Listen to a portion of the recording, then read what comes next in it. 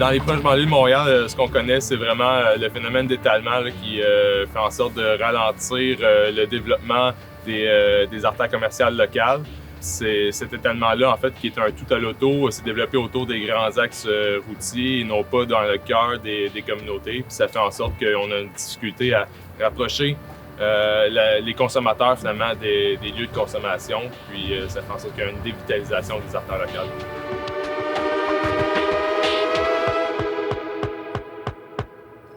Les contextes périurbains sont particulièrement complexes pour les artères commerciales quand on cherche une artère de proximité puis d'ambiance, pour la simple et unique bonne raison que les milieux périurbains sont assez faibles en termes de densité résidentielle, ce qui fait en sorte que les consommateurs ont pris des habitudes de consommation axées en voiture.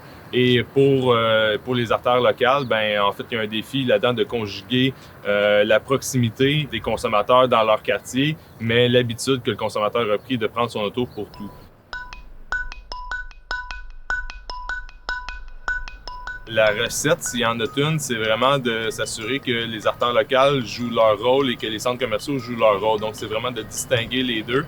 Les centres commerciaux, on les reconnaît plus pour leur offre en termes de biens semi-courants et de biens courants, tandis que les artères locales sont davantage vouées à être adressées à des biens courants et des services de proximité et du divertissement ou des commerces d'ambiance. Donc, tant et aussi longtemps qu'on conserve cette dynamique-là, il peut y avoir une cohabitation des deux types de commerce de détail.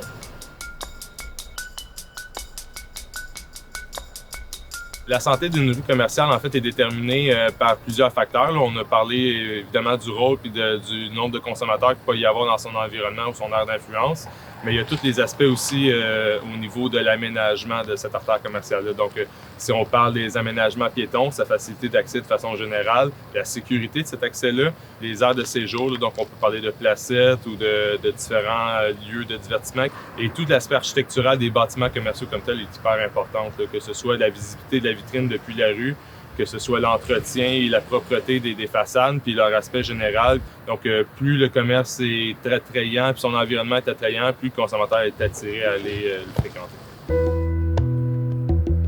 Mais c'est pas le cœur de l'enjeu quand on parle de bonnes pratiques en développement commercial.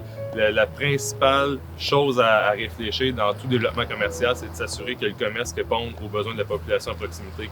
De cette manière-là, on réduit la pression sur le stationnement, puis on crée une ambiance, puis une relation aussi entre le commerçant puis son consommateur. Puis c'est ça qui est recherché en réalité par l'ensemble de la population.